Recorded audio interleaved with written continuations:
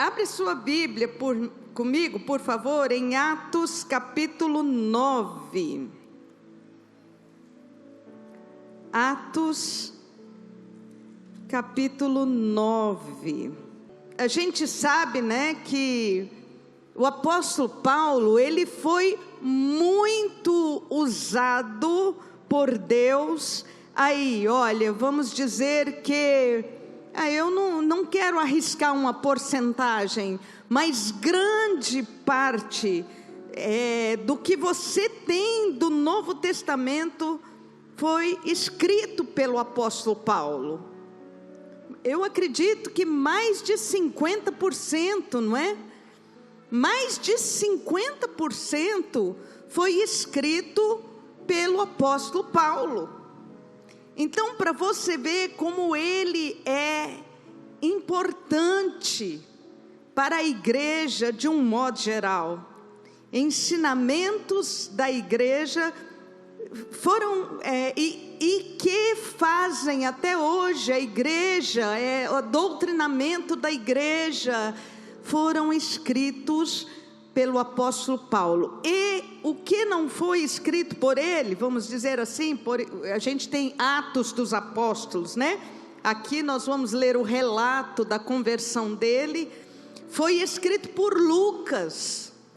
Lucas, sim, o mesmo que escreveu o Evangelho de Lucas. Aí tem gente que fala o apóstolo Lucas. Não, Lucas não foi apóstolo.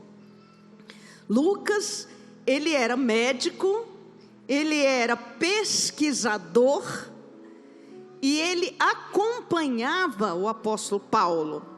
Então ele escreveu o Evangelho de Lucas em cima de pesquisa mesmo do que aconteceu aqueles dias, e ele escreveu Atos dos Apóstolos, descrevendo o nascedouro da igreja, como a igreja nasceu. E ele acompanhava o apóstolo Paulo nas suas viagens. Ele era um amigo de Paulo.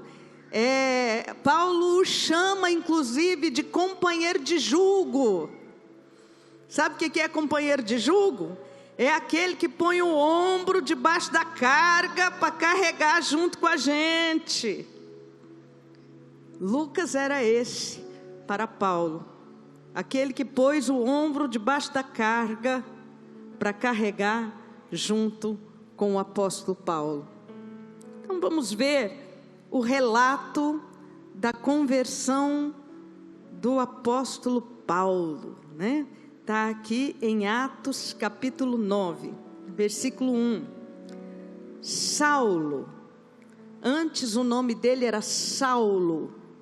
Saulo é um nome hebraico, e este nome Saulo provavelmente é uma homenagem ao rei Saul, porque ele era da mesma tribo de Saul, benjamita, da tribo de Benjamim. E os nascidos na tribo de Benjamim, o grande ilustre nascido na tribo de Benjamim era o rei Saul. Então este nome era comum para os nascidos na tribo de Benjamim. Saulo, respirando ainda ameaças e morte contra os discípulos do Senhor, dirigiu-se ao sumo sacerdote. Eu vou parar por aqui. Bispa, você está dizendo que o apóstolo Paulo, responsável por grande parte dos escritos no Novo Testamento, perseguia a igreja? Sim. Era um perseguidor da igreja fanático. Não dá para a gente analisar a personalidade de Paulo, mas a gente vendo os escritos dele, eu imagino Paulo como aquela pessoa intensa, sabe, aquele cara intenso, que tudo que ele faz intensamente e de coração. Ou é tudo, ou é 80 ou é 8, né? Não tem meio termo. Paulo era esse tipo de pessoa. E eu quero muito levantar a sua curiosidade para que você leia Atos dos Apóstolos e procure descobrir quem é Saulo, quem foi Saulo. Leia o Novo Testamento. Ele era um fariseu apaixonado, da tribo de Benjamim.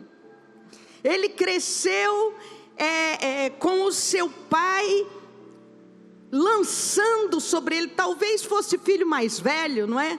Porque o filho mais velho é aquele que leva a expectativa da família, é jogado muito peso às vezes em cima do filho mais velho, tem muita expectativa, e Saulo era assim, tanto que aos 6 anos de idade, quando ele tinha 6 anos, o pai dele mandou ele para Jerusalém, para estar junto de Gamaliel, que era o rabi top da época.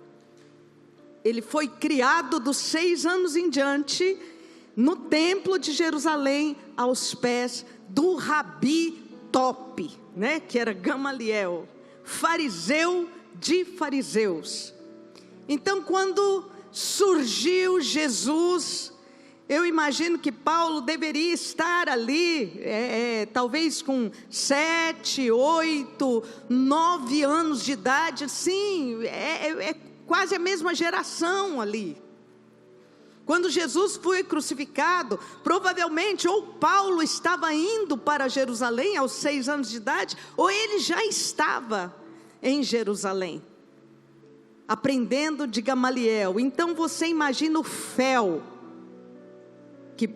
que Saulo absorveu contra o cristianismo, contra Jesus de Nazaré.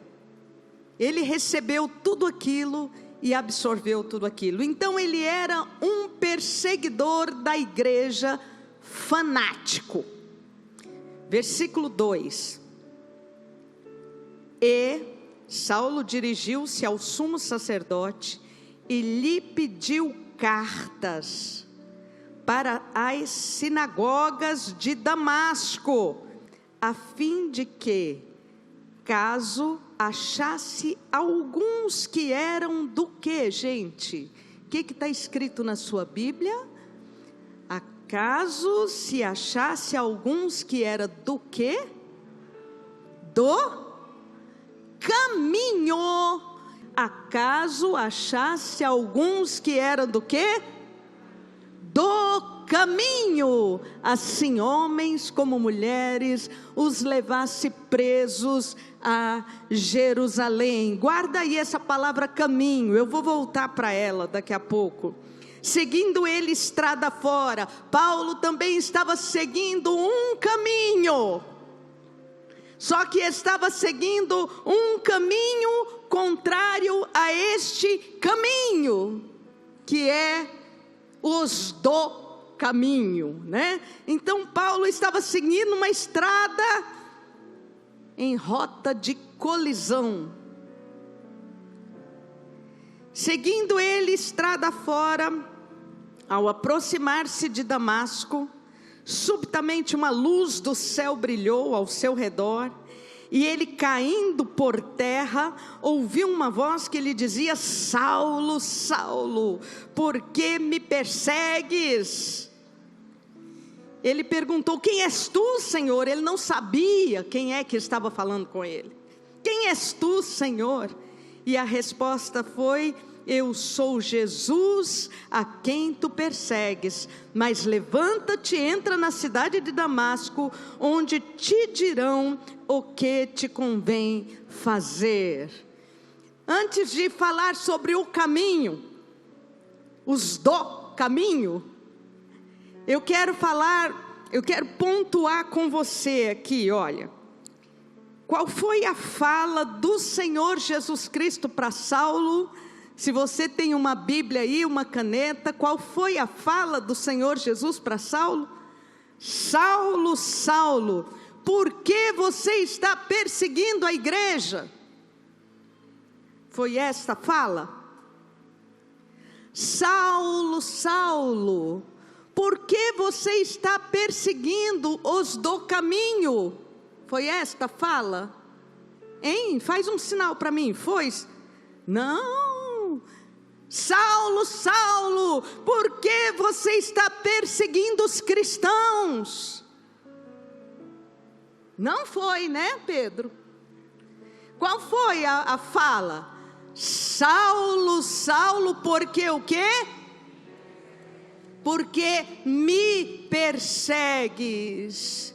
Quem aqui pode dizer, eu sou lavado pelo sangue do Senhor Jesus Cristo? Você pode dizer, eu sou lavado pelo sangue de Jesus. Deixa eu te falar, qualquer perseguição contra você, qualquer olhar maligno contra você, qualquer coisa que venha contra você, está vindo diretamente contra Ele, ó Jesus de Nazaré, e Ele vai se colocar diante disso para proteger a sua vida. Saulo, Saulo, por que você está perseguindo a mim? E Saulo parou e falou, quem é? Eu estou perseguindo os do caminho. Quem és tu? Eu sou Jesus, a quem tu persegues. Fala comigo de novo assim, ó, Jesus Cristo. Deixa eu ouvir sua voz. Eu sei que a máscara atrapalha, né? Mas deixa eu ouvir sua voz. Fala assim, Jesus Cristo é o mesmo ontem, hoje e será eternamente. Oh, glória a Deus. Se Ele guardou, se Ele protegeu, se Ele defendeu os do caminho, e eu vou falar neste caminho, Ele é o mesmo que me protege, Ele é o mesmo que me guarda, Ele é o mesmo, desde pequena, graças a Deus, cresci num lar evangélico, graças a Deus, me ensinaram o caminho desde pequena.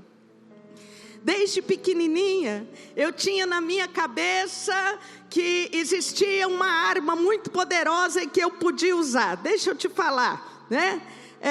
Eu tinha muito medo, eu era uma criança muito medrosa, muito, né? Tinha muito medo. Então meu pai e a minha mãe me ensinaram o seguinte, você tem uma arma poderosa que se chama o sangue de Jesus.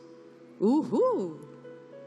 Gente, vocês não sabem quantos perigos eu já passei na minha vida, e em todos eles eu invoquei essa arma. O sangue de Jesus tem poder sobre mim. Todos os medos que eu já enfrentei na minha vida, todos, fosse ele medo de descer no ponto de ônibus, porque tinha gente esquisita no ponto de ônibus, bêbados, eu descia no ponto de ônibus falando na minha cabeça, o sangue de Jesus tem poder sobre mim, o sangue de Jesus está sobre a minha vida, o sangue de Jesus me guarda. Agradeço a Deus por isso, porque o Senhor Jesus é a nossa proteção, aquele que habita no esconderijo do Altíssimo, fala comigo, a sombra do Onipotente descansará. Glória a Deus, glória a Deus, glória a Deus, obrigado Senhor por isso. Mas eu quero pontuar aqui, e versículo 2 diz, e lhe pediu cartas para as sinagogas de Damasco, a fim de que, caso achasse alguns que eram do caminho. E eu acho isso incrível, eu acho isso maravilhoso. Você sabe por quê? Caminho. Eu estava pensando um pouquinho o que é caminho, não é? Caminho fala de identidade. Caminho fala de identidade. Caminhada, caminho, fala, denuncia estilo, denuncia opção. Uma pessoa muito sábia aqui do nosso estado de Goiás, muito sábia, Cora Coralina, gosto muito dela. Uma pessoa muito sábia falou o seguinte, eu até anotei aqui: o que importa na vida não é o ponto de partida, mas a caminhada. Caminho, os do caminho. Por muito tempo a igreja era conhecida assim, o povo do caminho. Aqueles que andam no caminho. E aí nós vamos olhar que caminho é esse. Por favor, abre. Primeiro eu quero falar que para entrar no caminho você tem que passar pela porta. João 10, 9, joga aqui. João capítulo 10, versículo 9. Eu sou a porta, se alguém entrar por mim será salvo, entrará e sairá e achará pastagem. Eu queria dar um jeito de fechar essa porta. Não é fechar no sentido de estar fechada de entrar. Mas eu queria fechar no sentido de não sair, entendeu? Eu queria muito, esse negócio, entrará e sairá e encontrará pastagem, esse negócio entrará e sairá, mexe comigo. Eu acho que eu sou muito agregadora, né? Eu sou muito assim, família, gosto de juntar, né? Gosto de estar tudo em paz, né? Aí esse negócio de entrará e sairá, mexe comigo. Mas você sabe o que o Senhor Jesus Cristo está dizendo aqui? Ele é uma porta sempre aberta para você. Ele não fecha nem no sentido de te impedir de sair. Ele é uma porta aberta. E não há outro meio de entrar nesse caminho a não ser por esta porta. Não adianta, seu pai, sua mãe, pode entrar antes de você nessa porta. Pode ajoelhar lá no chão todo dia, pode querer te empurrar por essa porta, mas esta porta você tem que entrar sozinho, é uma decisão pessoal. Em outra passagem Jesus falou, a porta é estreita e apertado o caminho que conduz à vida. Por que a porta é estreita? Porque não pode passar de grupo, tem que passar sozinho. É você e Deus. Eu te amo tanto, eu te amo tanto. Eu queria tanto que você entrasse junto comigo nessa porta, mas eu não posso te obrigar. E não consigo te puxar. É você quem tem que entrar.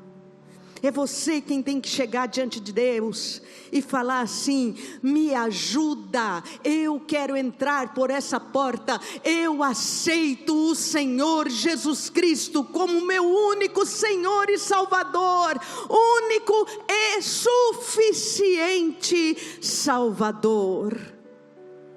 É assim que você entra.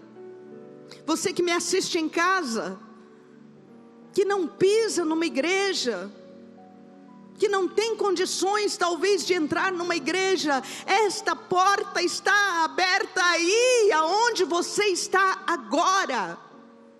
Você pode dizer, eu quero entrar por esta porta. É decisão, é pessoal, é racional, não é emoção. Só você conhece o seu coração. Só você conhece o seu coração. Só você pode fazer isso. Joga na tela para mim. João 14:6. João 14:6. Esse versículo tem que estar de cor, na língua de todos nós. João 14, versículo 6. Respondeu-lhes Jesus: eu sou o caminho, a verdade e a vida. Ninguém vem ao Pai senão por mim. Os do caminho quer dizer aqueles que estão andando neste caminho. Você pode levantar sua mão esquerda e falar: eu sou de Cristo Jesus. Eu estou andando neste caminho. Eu estou andando neste caminho. E quem dera e eu quero e eu oro. Eu sei que é pessoal, mas não impede a gente de orar. Que todos entrem por este caminho. Que todos entrem por este caminho. Aleluia. Eu quero abrir com você 1 Coríntios capítulo 13. Vamos entender um pouquinho deste caminho. Os do caminho. Quem aqui é do caminho? Levanta a mão. Eu sou. Eu sou do caminho. Aleluia. Gente, nesses tantos anos de vida, né? E aqui tem gente bem mais velha do que eu, que vai concordar comigo. 40 anos de casada, bem casada, graças a Deus, né? Nesse tempo todo, uma coisa que eu tenho aprendido: amor é decisão. Amor é escolha. Amor envolve sentimento, sim, envolve sentimento. Mas não pode estar baseado no sentimento. Porque sentimento é coisa muito falha. Sentimentos são cheios de altos e baixos. Quem aqui sofre com raiva de vez em quando? Ninguém. Na hora da raiva a gente pensa em amor, gente? Não. Na hora da raiva a gente pensa em esganar. Pensa em tudo, menos em amor. A gente manda uma pessoa para a lua, para não falar coisa feia, não é? Sentimento é falho, sentimento é cheio de altos e baixos. Portanto, quando a palavra de Deus está dizendo, está falando dos do caminho, a palavra de Deus está falando em passos, em caminhada, em jornada, não é? Em jornada de amor, em jornada de verdade, em jornada de lealdade, em jornada de sinceridade, em jornada de deixar para trás as coisas que ficaram para trás, em jornada de conscientemente, olha aqui, é a minha cabeça, a minha consciência, deixar para trás ódio, raiva, rancor, medo, angústia, ameaça. Eu estou deixando para trás e eu estou seguindo em frente, porque eu tenho uma jornada proposta para a minha vida. Eu sou do caminho, é um caminho de amor. Deus é amor. É uma caminhada. Somos diferentes sim. Não é que somos diferentes porque, sei lá, né? Porque tem dinheiro, por roupa, por vaidade, por isso, por aquilo. Não, somos diferentes porque estamos andando num caminho de amor. Um caminho de amor que o mundo não conhece. Esse mundo conhece amor, gente. Não, esse mundo conhece paixão. Esse mundo conhece paixão, sentimento, mas amor não. Hebreus 12, eu vou ler o versículo 12 e 13, depois vou voltar ao versículo 1. Hebreus 12, 12, diz o seguinte, Hebreus 12, o livro de Hebreus é muito um livro de incentivo. Eu acho que por isso que as pessoas que compilaram, o Novo Testamento, colocaram ele mais no final do Novo Testamento. Porque é mais ou menos quando você já está cansando da caminhada, aí você toma aquela água fresca, toma um cafezinho, toma alguma coisa assim que faz... Hebreus funciona assim para a gente. Hebreus 12, versículo 12 diz: por isso restabelecei as mãos descaídas e os joelhos cansados, ou os joelhos vacilantes, trôpicos, e fazei caminhos retos para os pés, para que não se extravie o que é manco, antes seja encorajado. Antes seja encorajado. Eu preguei essas semanas atrás, eu preguei sobre frutificação. A Bíblia fala o seguinte: pelos frutos conhecereis, falando das pessoas de um modo geral, especialmente de líderes.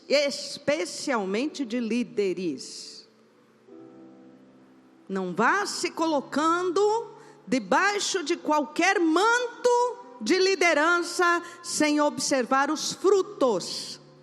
Pelos frutos os conhecereis.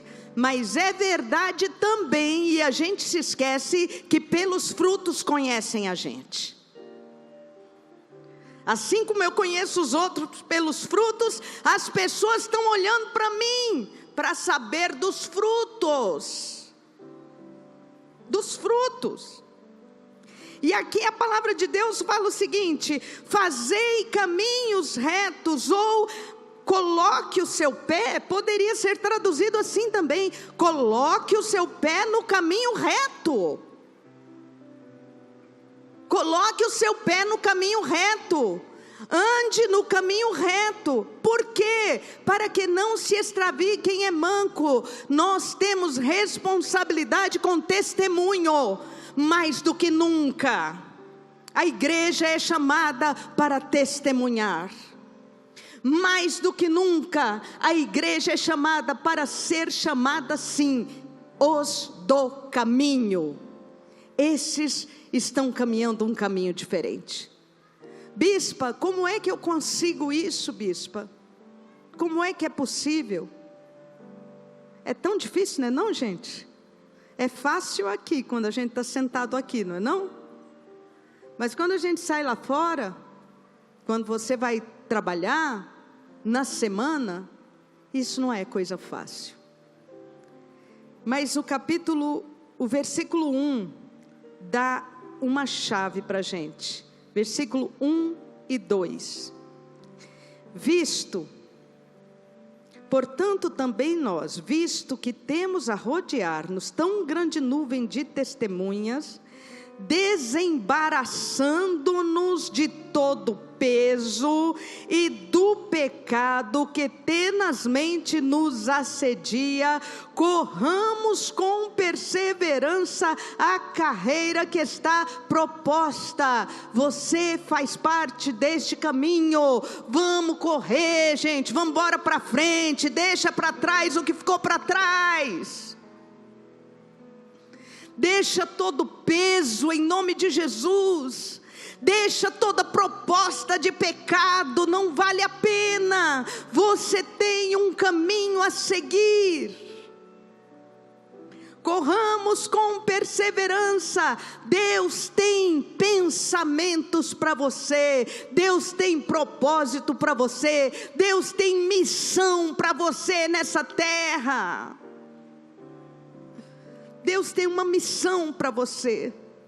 Corramos com perseverança, versículo 2, olhando firmemente para o autor e consumador da fé. Para aí, autor e consumador da fé. Lembra que eu falei que ele é a porta? Lembra que eu falei que ele é a porta? Eu sou a porta, eu entrei pela porta, olhando firmemente para o autor. Ele é o autor, ele é o caminho, eu vou andando no caminho. Ele é o caminho e eu estou andando nesse caminho. E ele é a finalidade também, ele é o fim. Autor e consumador da fé. Deixa eu falar para você, se você olhar para mim, você vai se decepcionar. Vai, eu tenho certeza. Se olhar para o apóstolo, você vai se decepcionar. Mas se você colocar os seus olhos em Jesus, autor e consumador da fé, ele que é o próprio caminho, ele não decepciona nunca, ele é o mesmo ontem, hoje e será para sempre, autor e consumador da fé. Olhe para ele. Como é que eu vou olhar para ele, bispa? Meu filho, minha filha, na frente de uma tela de celular, só se for com o aplicativo da Bíblia. Como é que eu vou olhar para ele, bispa? Meu querido, minha querida, na frente de um aparelho de televisão, só se for assistir na Fonte TV. Como é que eu vou olhar para ele? Ele está aqui, autor e consumador da fé.